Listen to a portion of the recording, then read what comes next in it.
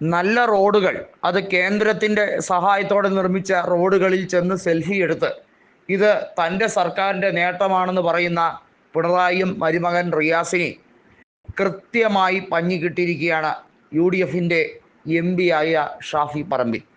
ഷാഫി പറമ്പിൽ കൃത്യമായും ജനങ്ങളെ അണിനിരത്തിയാണ് ഓരോ സമരങ്ങളും വിജയിപ്പിച്ചെടുക്കുന്നത്.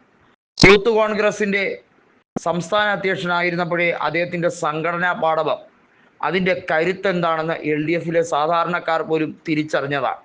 അതുകൊണ്ട് തന്നെയാണ് പാർട്ടിക്ക് അതീതമായി അദ്ദേഹത്തിന് ചരിത്ര ഭൂരിപക്ഷം വടകര മണ്ഡലം നൽകിയത്.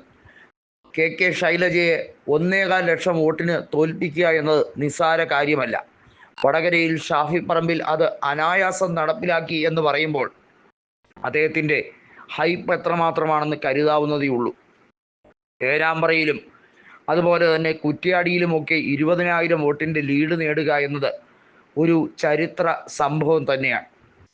LDFിന് ആധിപത്യമുള്ള തലശ്ശേരിയിൽ പോലും ലീഡ് 5,000-ന് താഴെയായി കുറച്ചു കൊണ്ടുവരാൻ കഴിയുന്നു എന്നുള്ളത് ചെറിയ സംഭവമല്ല.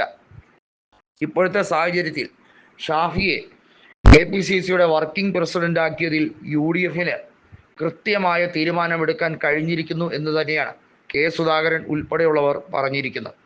തനിക്ക് പ്രസിഡന്റ് സ്ഥാനം രാജിവെക്കേണ്ടി വന്നെങ്കിൽ പോലും UDFിലെ പുതിയ സംഘടനയിലേക്ക് തിരഞ്ഞെടുക്കപ്പെട്ട നേതാക്കളുടെ ലിസ്റ്റ് നോക്കുമ്പോൾ തനിക്ക് ആഹ്ലാദകരം തന്നെയാണ്, താൻ സന്തോഷവാനാണ് എന്നാണ് K. സുധാകരൻ പറഞ്ഞിരിക്കുന്നത്.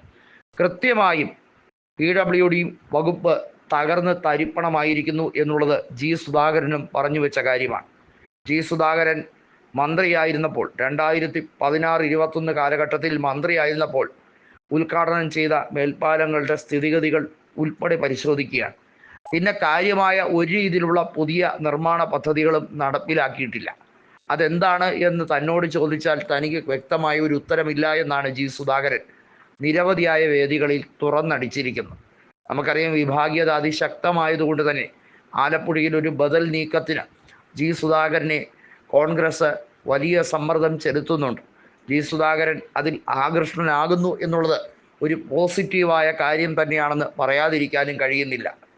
നിലവിൽ എല്ലാ വകുപ്പുകളും ശോചനീയ അവസ്ഥയിലാണ്. വൈദ്യുതി വകുപ്പിലെ മന്ത്രി ഇവിടെയാണോ, ഏത് ഗുഹയിലാണ് ഒളിച്ചിരിക്കുന്നത് എന്ന രീതിയിലുള്ള നിരവധിയായ സോഷ്യൽ മീഡിയയിലെ കമൻറ്റുകൾ ശ്രദ്ധേയമായി കഴിഞ്ഞിരിക്കുന്നു. കറണ്ട് കട്ട് പല ജില്ലകളിലും 2-3 ദിവസം നീണ്ടു നിൽക്കുന്നു. ഇടുക്കി ജില്ലയിൽ സമ്പൂർണ്ണ വൈദ്യുതി വിച്ഛേദമാണ് ഉണ്ടായിരിക്കുന്നത്. അവിടെ എന്ത് രീതിയിലുള്ള പുകിലാണ്. ഇടുക്കി എന്നത് നമുക്കറിയാം, നിരവധിയായിട്ടുള്ള വൈദ്യുതി ഉൽപാദന ഡാമുകൾ നിറഞ്ഞു നിൽക്കുന്ന ഈ ജില്ല കറണ്ട് കട്ടിലേക്ക് പോകുന്നത് എന്തൊരു ഗതികേടാണ്. നേരത്തെ വൈദ്യുതി മന്ത്രിയായിരുന്ന MM മണി ഉണ്ടായിരുന്നപ്പോൾ താരതമ്യേന ഭേദമായിരുന്നു എന്ന് പറയുന്നവരാണ് നിരവധി ആളുകൾ. എന്നാൽ കൃഷ്ണൻകുട്ടി മന്ത്രിസ്ഥാനം ഏറ്റെടുത്തോടുകൂടി വൈദ്യുതി വകുപ്പ് സമ്പൂർണ്ണ തകർച്ചയിലേക്ക് എത്തിയിരിക്കുകയാണ്. ഇയാൾ ഈ പണിക്ക് കൊള്ളില്ല എന്ന് സ്വന്തം പാർട്ടിയുടെ നേതാവായ മാത്യു ടി തോമസ് വരെ തുറന്നടിച്ചിരിക്കുന്ന സാഹചര്യമാണ്. ഏതായാലും ഷാഫി PWDക്കെതിരെയും വൈദ്യുതി മന്ത്രിക്കെതിരെയും പറഞ്ഞിരിക്കുന്നത് കൃത്യമായ വിലയിരുത്തലാണ്.